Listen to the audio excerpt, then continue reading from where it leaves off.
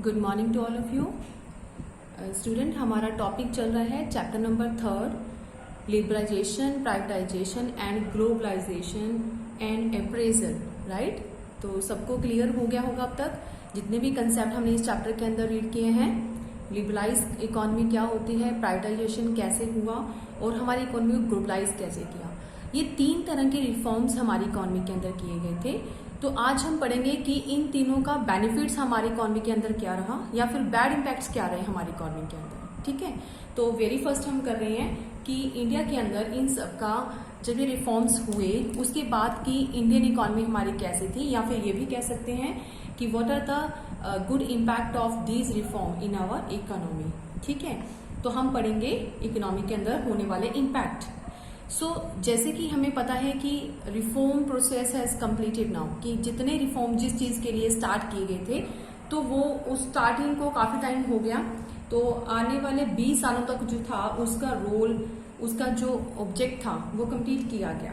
ठीक है, तो इसमें हमने पढ़ना है कि 20 सालों तक हमें वो रिफॉर्म जो थे हाफ डिकेड्स तक जो था वो चलता रहा उसका प्रोसेस। तो अभी हम यहाँ पे टेबल को भी लर्न करेंगे, साथ में देखेंगे। तो पहला इम्पैक्ट क्या था कि जीडीपी ग्रोथ। राइट, तो सबसे फर्स्ट इम्पैक्ट क्या पड़ा हमारी इकोनॉमी के अंदर, ये एलपीजी पॉलिसीज का, यानी कि इकोनॉमिक ग्रोथ का, और वो है जीडीपी की ग्रोथ हुई हमारी इकोनॉमी के अंदर इकोनॉमिक रिफॉर्म की वजह से। तो पोस्ट 1991 यानी कि 1991 के बाद rapid growth in GDP in 20 years, जैसे कि अभी मैं बोल रही थी 20 सालों में इसमें काफी हमें फर्क देखने को मिला।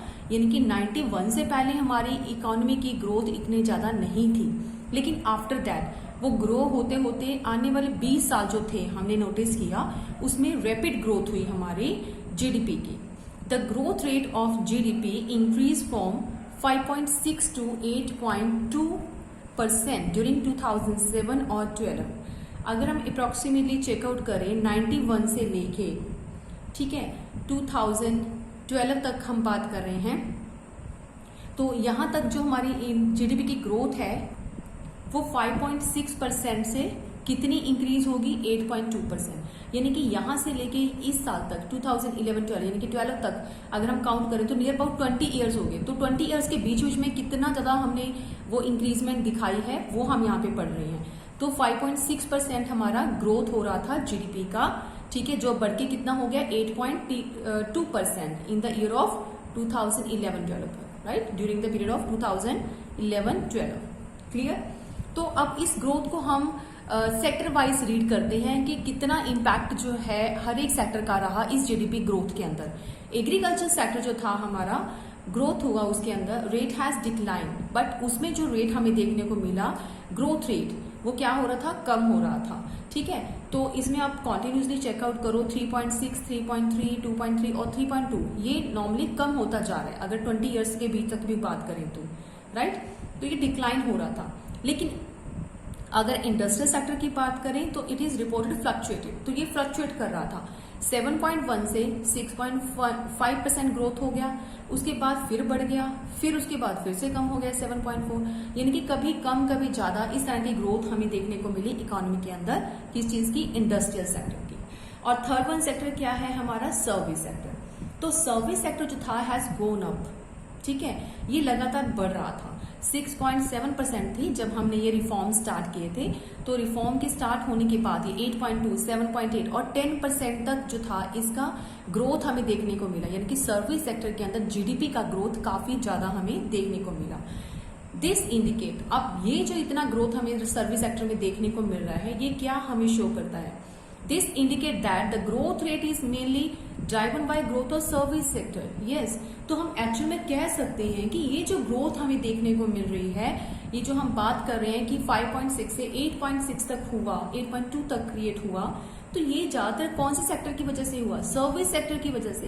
क्योंकि ये एक सेक्टर है जो कॉन्स्टेंटली क्या हो रहा है, इंक्रीज हो रहा है। यहाँ पे एग्रीकल्चर सेक्टर देखे तो डिक्लाइन कर रहा था और इंडस्ट्रियल सेक्टर भी फ्लक्चुएट कर रहा था। तो सर्विस सेक्टर की वजह से ही हम अगर मेनली बोले तो ये इंडिकेटर दिखाता है कि जो जीडीपी ग्रोथ हुआ है वो किस वजह से हुआ है, मेनली सर्विस सेक्टर की ग्रोथ की वजह से।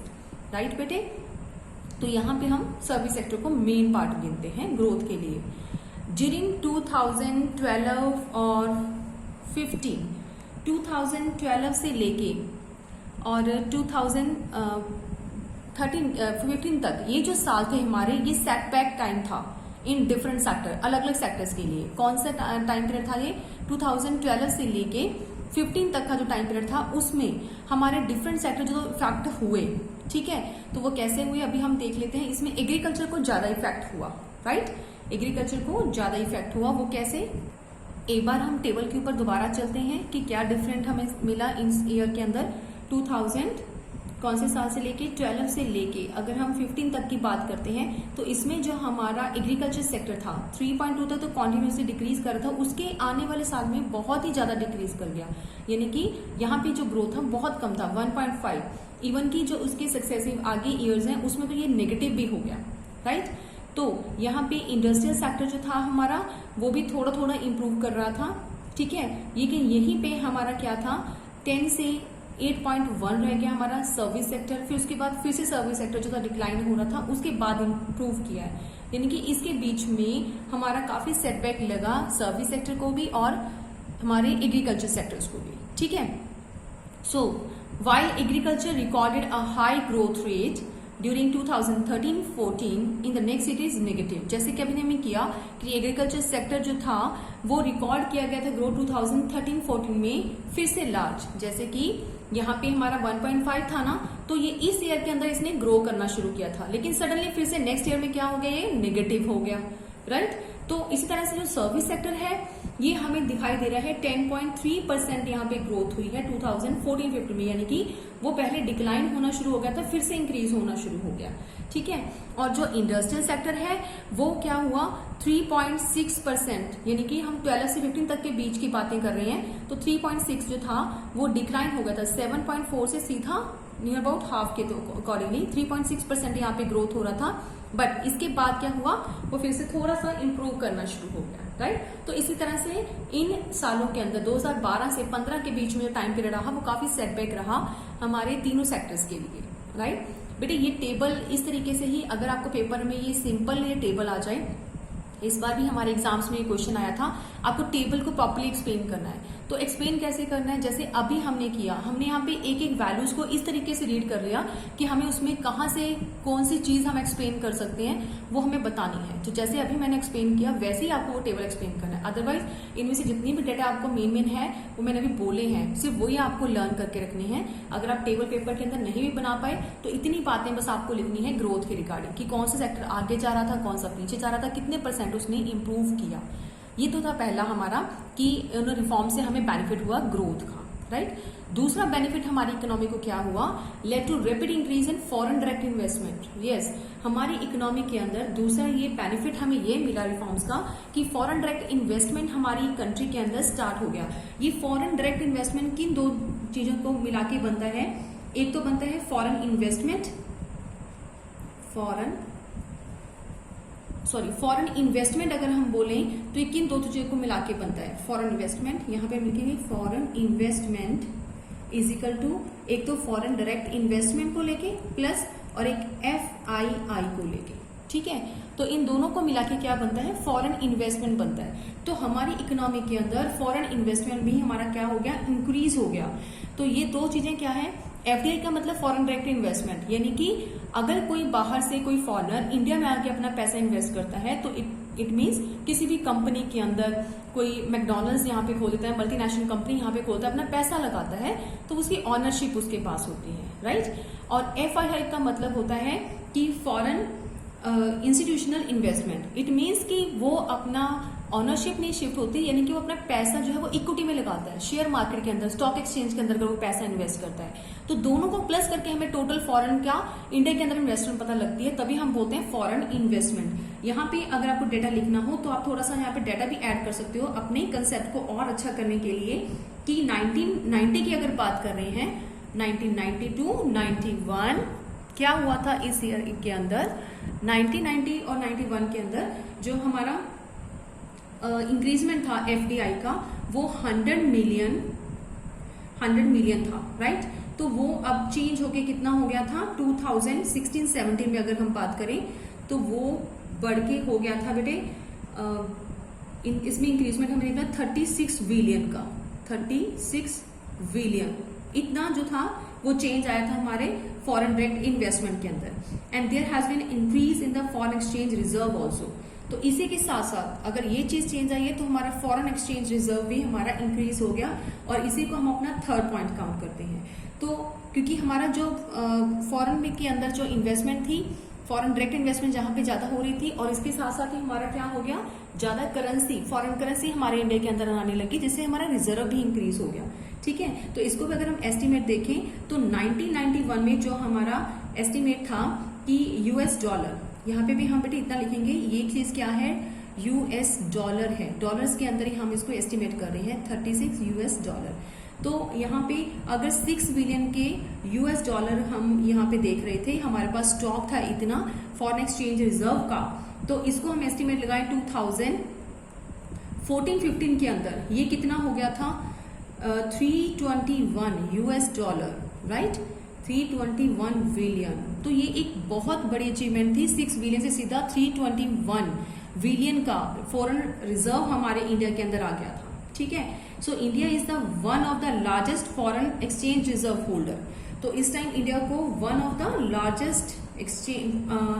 Largest foreign exchange reserve holder मानना शुरू कर दिया था, one of the largest foreign exchange reserve holder count किया जाने लग गया था। कई बार आपको आ जाए कि यहाँ पे अगर इंडिया को ज्यादा स्टॉक इंडिया के अंदर फॉरेन का करेंसी का था तो कौन से ईयर के अंदर था, तो हम यहाँ पे लिख सकते हैं 2014-15 के अंदर हमें यहाँ पे चेंज देखने को मिला एज कंपेयर टू 91 के अकॉर्डिंगली। तो उस टाइम पीरियड के हम इसको मानने लगे कि इंडिया क्या है, one of the largest foreign exchange reserve holder है, राइट।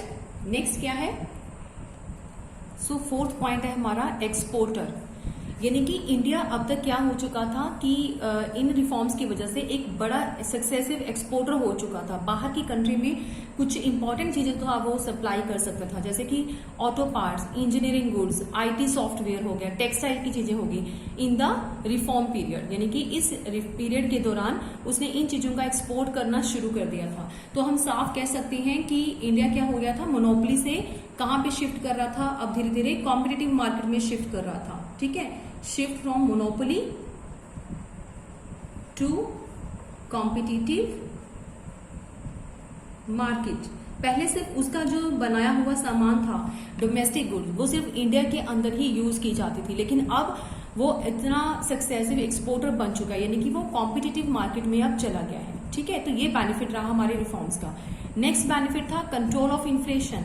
जो इकोनॉमी के अंदर इतना इन्फ्लेशन फैला हुआ था, जिसपे बहुत सारा इम्पैक्ट किया, मतलब असर डाला हमारी इकोनॉमी के अंदर, वो था कि इन्फ्लेशन बढ़ने से इंटरेस्ट रेट बढ़ता है। इंटरेस्ट रेट बढ़ने से क्या हुआ कि इन्वेस्टमेंट के लिए कॉस्ट बढ़ गई। जो लोग लोन लेना चाहते थे कहीं पे इन्वेस्टमेंट करने के लिए, तो अब उनको इन्वेस्टमेंट करना मुश्किल लग रहा था क्योंकि कॉस्ट बढ़ गई थी इन्वेस्टमेंट की। तो इससे क्या होता है, ग्रोथ रेट जो होते हैं एडवर्सली इम्पैक्टेड, तो अपने आप जो है इन्वेस्टमेंट कम की जाएगी तो ग्रोथ रेट पे इम्पैक्ट पड़ेगा। सो अब क्या हो गया था कि कंट्रोल कर लिया था हमारे इंडिया ने इन्हीं रिफॉर्म्स के जरिए। Rising prices have also been kept under control. जैसे कि 2011-12 में हमने जजमेंट की है 6% पर एनम के हिसाब से इन्फ्लेशन फैला हुआ था, लेकिन 2018-19 में कितना रह गया, 3.4% पर एनम। इट मीन्स काफी हद तक हमने इसको क्या कर लिया, कवर कर लिया, यानी कंट्रोल कर लिया। ठीक है, सो ये जो हमने पॉइंट्स रीड किए हैं ये सारे के सारे क्या थे, कुछ ऐसे इम्पैक्ट जो रिफॉर्म्स के हमारी इकोनॉमी के अंदर पड़े हैं। इसको हम एलपीजी के पॉजिटिव इम्पैक्ट्स भी कह सकते हैं, अप्रेजल्स ऑफ एलपीजी पॉलिसी भी बोल सकते हैं। ठीक है, and appraisals of LPG policies यानी कि गुड मेरिट्स, यानी कि मेरिट्स ऑफ द पॉलिसीज। अब हम करेंगे जो इसके नेगेटिव इम्पैक्ट रहे हमारी इकोनॉमी के अंदर, वो क्या थे। सो पहला डिमेरिट क्या है, ग्रोथ एंड एम्प्लॉयमेंट। तो यहाँ पे ग्रोथ के ऊपर अभी तो हमने रीड किया कि काफी इम्पैक्ट पड़ा, उसके बावजूद भी यहाँ पे इतना ग्रोथ होने के बावजूद भी कुछ ना कुछ नेगेटिव इम्पैक्ट रहे। वो क्या थे, पहला है growth and employment. GDP rate has increase in the reform period. हमें ये भी पता है कि रिफॉर्म पीरियड के अंदर, एलपीजी टाइम के अंदर जब पॉलिसी हमारी स्टार्ट हुई थी तो हमारा जीडीपी ग्रो किया था, ये हमें पता है। उसके बावजूद भी कुछ स्कॉलर्स का ये कहना है कि reforms led growth but not generated sufficient employment. कि ग्रोथ तो हुआ लेकिन उसके साथ साथ एम्प्लॉयमेंट अभी तक जनरेट नहीं हुआ, यानी कि उस टाइम से 20 ईयर तक अगर हमने नोटिस किया तो 20 सालों के बाद ही एम्प्लॉयमेंट जो था उतना सफिशिएंटली जो था वो जनरेट नहीं हुई। अपॉर्चुनिटीज जो थी वो एम्प्लॉयमेंट की कंट्री के अंदर काफी कम थी, सफिशिएंट नहीं थी। ठीक है, तो ये एक हमारा डीमेरिट था इन रिफॉर्म्स का। सेकेंड रिफॉर्म है रिफॉर्म ऑन एग्रीकल्चर। तो एग्रीकल्चर के अंदर क्या हमें इम्पैक्ट देखने को मिला? एग्रीकल्चर ग्रोथ रेट जो था वो डिसलेटिंग हो रहा था। डिसलेटिंग क्या हमने अब तक रीड किया था कि हमने चार्ट भी देखा, उसके अंदर क्या चीज देखने को मिल रही थी कि 1991 के पोस्ट यानी कि उसके बाद हमें क्या नजर आया कि जो ग्रोथ थी, ठीक है, इकोनॉमी के अंदर एग्रीकल्चर सेक्टर से जो कंट्रीब्यूशन हो रहा था जीडीपी के अंदर वो धीरे धीरे कम हो रहा था, डिसलेटिंग हो रहा था। ठीक है, कम होता जा रहा था। तो इसके क्या इम्पैक्ट थे, क्या रीजन रहा होगा कि इसके कम होने के? यानी कि इस रिफॉर्म का एग्रीकल्चर पे बहुत ही एडवर्सली इफेक्ट पड़ा। यानी कि क्वेश्चन भी आ जाता है कई बारी कि रिफॉर्म्स का क्या नेगेटिव इम्पैक्ट पड़ा एग्रीकल्चर के ऊपर, तो वो हम पढ़ेंगे। पहला पॉइंट ये था कि इंफ्रास्ट्रक्चर जो हमें एक एग्रीकल्चर फील्ड के लिए रिक्वायरमेंट होती है, जैसे कि इरिगेशन फैसिलिटी चाहिए, पावर फैसिलिटी चाहिए, रोड चाहिए, मार्केट लिंकेज चाहिए, तो ये सारे जो इंफ्रास्ट्रक्चर था has fallen in the reform period. तो वो यहाँ पे गवर्नमेंट ने इतना ध्यान नहीं दिया एग्रीकल्चर फील्ड के अंदर इंफ्रास्ट्रक्चर्स को और आगे बढ़ाने के लिए, तो ये धीरे धीरे ये इंफ्रास्ट्रक्चर क्या था, कम हो गया उल्टा। ठीक है, रिफॉर्म पीरियड्स के अंदर, जब तक हमारा 20 सालों में ये रिफॉर्म्स चल रहे थे उस टाइम के अंदर।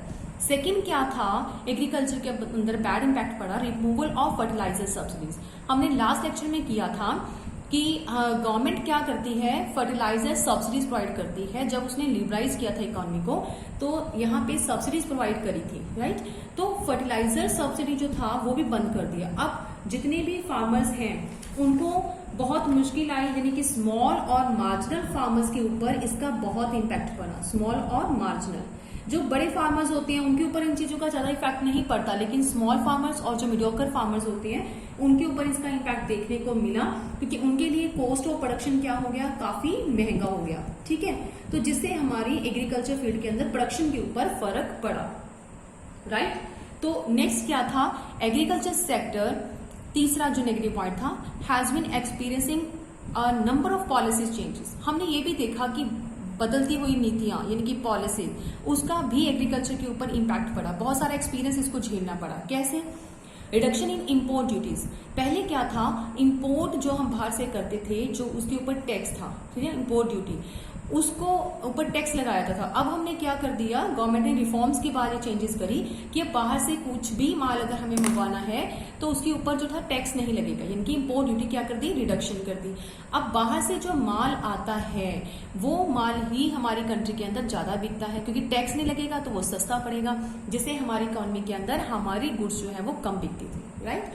सेकेंड क्या हुआ कि जो पॉलिसी चेंज किया उसमें सेकेंड ये भी था, removal of minimum support price.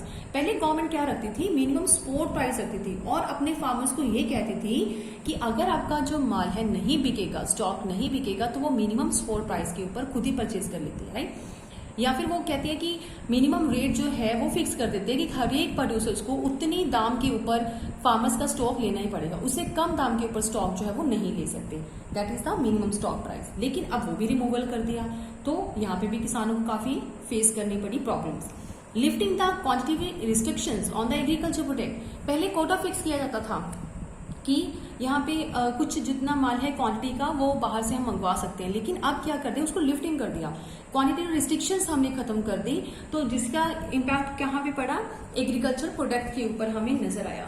ठीक है, तो एग्रीकल्चर में इंपोर्ट करने से, इंपोर्ट इन रिडक्शंस जो भी चेंज किया, तो एग्रीकल्चर प्रोडक्ट को क्या यहाँ पे नेगेटिव पॉइंट देखने को मिला, क्योंकि अब जितना भी चाहे उतना स्टॉक जो है बाहर से मंगवा सकते थे, तो अपनी मार्केट के अंदर, ओपन मार्केट में वो प्रोडक्ट हमें सेल हो सकता था, जिससे कि एग्रीकल्चर प्रोडक्ट को धक्का लगा। तो ये सारे थे इम्पैक्ट जो कि पॉलिसी चेंज होने की वजह से एग्रीकल्चर को झेलने पड़े। इसके अलावा एक्सपोर्ट ओरिएंटेड पॉलिसी, यस, तो प्रोड्यूसर्स क्या करते थे, एक्सपोर्ट की तरफ उनका ज्यादा फोकस हो रहा था, क्योंकि ये एक्सपोर्ट ओरिएंटेड जो स्ट्रेटेजी थी वो गवर्नमेंट ने अप्लाई कर दी थी। तो there has been a shift from the production for the domestic market towards production for the export market. अब जो था सिस्टम ये चल पड़ा कि डोमेस्टिक मार्केट की बजाय एक्सपोर्ट के लिए हमने माल बनाना है, तो यहाँ पे प्रोडक्शन ऑफ कैश क्रॉप्स जो था वो ज्यादा होने लग गया, क्या कम हो गया, less production of food crops. अब फूड क्रॉप्स नहीं बनती, यानी कि pressure on the price of food grains, अब प्रेशर आ गया, अब प्राइसेस क्या होगी, इंक्रीज होगी फूड ग्रेन्स की। अब यहाँ पे प्राइसेस इंक्रीज होगी तो उसका इम्पैक्ट क्या पड़ा, तो इंडियन प्रोडक्ट जो था वो कम बिकने लग गया, जिससे प्रोड्यूसर्स को फिर से किसका सामना करना पड़ा, अनसोल्ड स्टॉक का, तो उनका जो था माल नहीं बिक रहा था। तो ये सारे पॉइंट्स थे कि एग्रीकल्चर की तरफ ज्यादा फोकस किया ही नहीं गया। ये वेरी इंपॉर्टेंट टॉपिक है बेटे, एग्रीकल्चर के ऊपर क्या एडवर्सली इफेक्ट पड़े इन रिफॉर्म्स का, ठीक है। तो ये रिफॉर्म्स का इम्पैक्ट है, हमने जितने भी इम्पोर्ट ड्यूटीज चेंज करी, कोटा हमने चेंज फिक्स कर दिया तो वो कैंसिल कर दिया, ठीक है। एक्सपोर्ट ओरिएंटेड को हमने ज्यादा सपोर्ट किया, तो फर्टिलाइजर सब्सिडी बंद कर दी। सब पॉइंट्स क्या हैं हमारे, इस चीज को जो भी हमने फायदे के लिए सोचा वो नेगेटिव इम्पैक्ट रहा। नेक्स्ट क्या आता है, रिफॉर्म्स इन इंडस्ट्रीज। तो इसी तरह से इंडस्ट्रीज के ऊपर भी हमें कुछ नेगेटिव इम्पैक्ट देखने को मिले।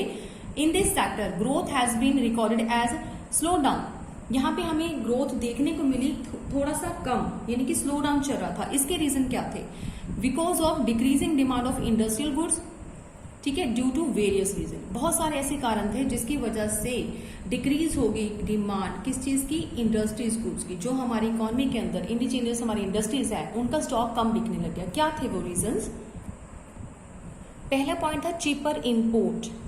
तो हमारे कंट्री के अंदर जो इंपोर्ट था वो अब सस्ता हो गया है, क्योंकि उसके ऊपर टैक्स जो था, टैरिफ जो पॉलिसी थी वो खत्म कर दी गई, ठीक है। इंपोर्ट ड्यूटी हमने खत्म कर दी, तो उसका इम्पैक्ट क्या पड़ा कि जो वहां से आने वाला माल था वो काफी चीपर सस्ता हो गया था, ठीक है। तो competition face by the producers of India, तो इंडिया के प्रोड्यूसर्स इसका फेस करना पड़ा, क्योंकि अब उनका बनाया हुआ माल जो था वो मार्केट में नहीं बिक रहा था, ठीक है। तो इंडस्ट्रीज को धक्का लगा।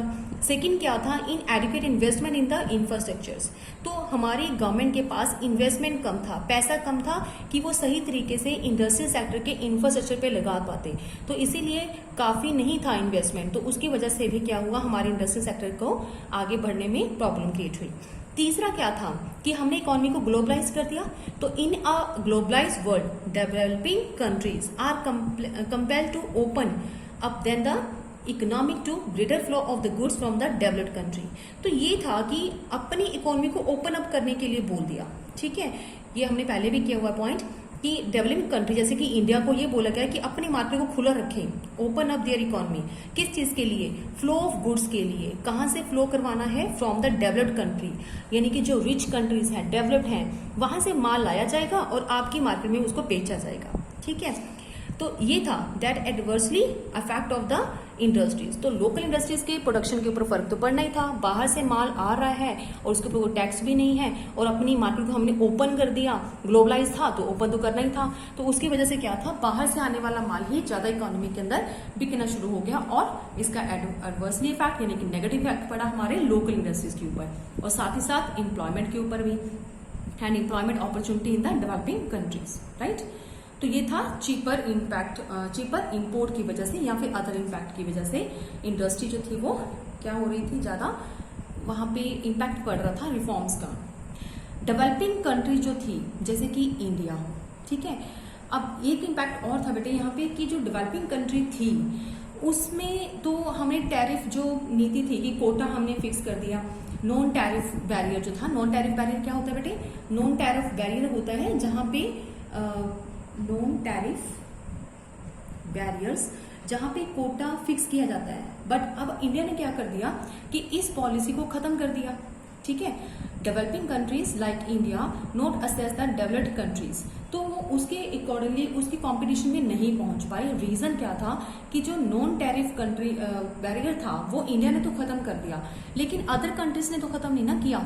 हमारे इंडिया ने ये डिसाइड कर लिया कि जो बैरियर था, India has remove the non tariff, कि अब बाहर से जो भी आएगा वो उसके लिए कोटा हमने फिक्स नहीं करना, जितना भी माल आना चाहे वो हमारे इंडिया के अंदर फ्लो कर सकता है और हमारे ओपन मार्केट में बिक जाएगा, राइट। लेकिन अब बाहर की कंट्रीज ने ऐसा नहीं किया, यानी कि जो यूएस है, तो यूएसए ने क्या किया कि अभी तक वो टैरिफ जो था, नॉन टैरिफ बैरियर जो था वो अभी तक खत्म नहीं किया था, नॉट फिनिश, ठीक है, नॉट फिनिश, उसको अभी फिनिश नहीं किया था। तो इट मीन्स हमने जब बाहर की कंट्री को माल भेजा तो उन्होंने कोटा रिस्ट्रिक्टेड कर रखा था, क्योंकि उन्होंने कुछ लिमिटेड माल ही हमारी कंट्री से लिया। या फिर इसके अंदर क्या आता है, इंडिया से भी माल जा रहा था, यूएसए को, चाइना से भी जा रहा था, तो दोनों ही जगह से जितना जा रहा था उसके लिए एक कोटा फिक्स था बस, और उस कोटे से इलावा कोटा फिक्स था, और उससे इलावा ज्यादा जो माल था वो दूसरी कंट्रीज में बिक ही नहीं पा रहा था। ये भी एक पॉइंट था कि हमारी इंडस्ट्रीज बैक जा रही थी। नेक्स्ट इंपॉर्टेंट पॉइंट है डिसइन्वेस्टमेंट। तो डिसइन्वेस्टमेंट का मतलब क्या होता है कि हर साल हमारी जो गवर्नमेंट है वो फिक्स कर देती है एक अपना टारगेट कि इस साल हमने इतनी डिसइन्वेस्टमेंट कर देनी है अपने सेक्टर्स की, यानी कि पब्लिक सेक्टर एंटरप्राइजेस को प्राइवेटाइज कर देना है, ठीक है, क्योंकि अपनी रिस्पॉन्सिबिलिटी से भाग रही थी, या फिर ये कह लो कि इतना एफिशिएंट नहीं थे ये सेक्टर कि उन चीजों को चला सके, इसीलिए वो प्राइवेटाइज करना चाहते थे। और प्राइवेटाइज करने को ही क्या कहते हैं, डिसइन्वेस्टमेंट, की अपना इन्वेस्टमेंट नहीं करना बल्कि उसको बेच देना प्राइवेट के हाथों में, यानी कि अब क्या कर दिया, डिसइन्वेस्टमेंट क्रिएट हो गया। तो वो सोच लेते हैं कि इतना हमें क्या करना है, डिसइन्वेस्टमेंट करना है।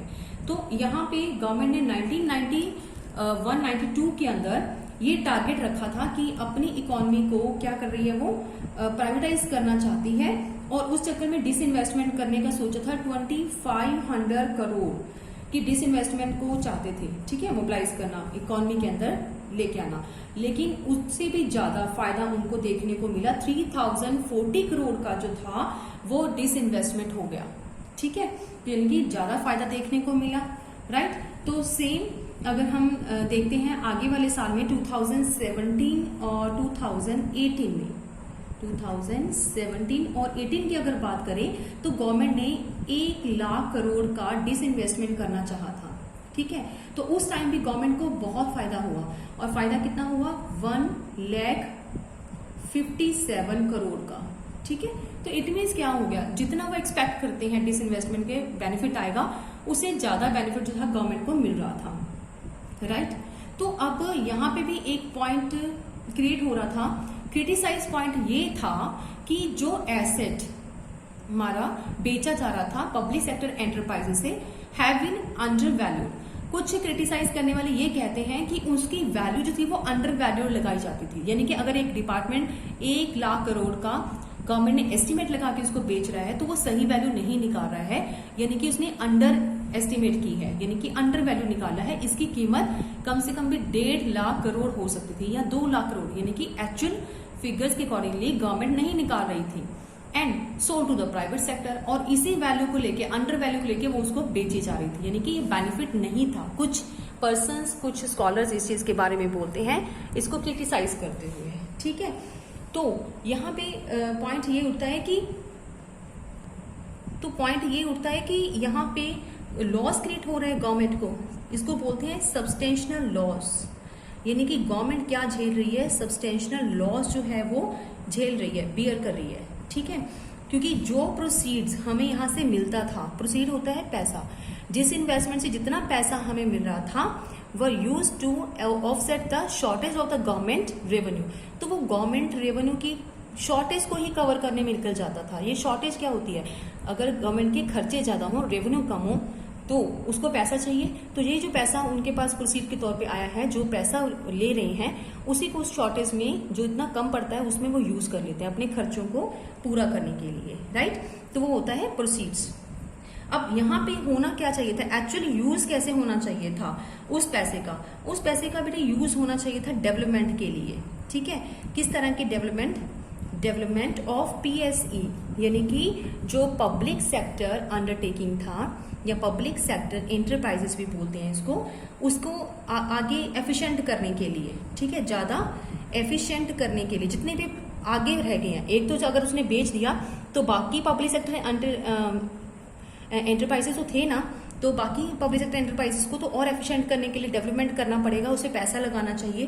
तो या फिर एक तो यहाँ पे उसको पैसा लगाना चाहिए, सेकंड था सोशल इंफ्रास्ट्रक्चर के लिए, तो उसको वेलफेयर के लिए सोचना है लोगों की, उसके लिए इंफ्रास्ट्रक्चर के ऊपर खर्च करना जरूरी था।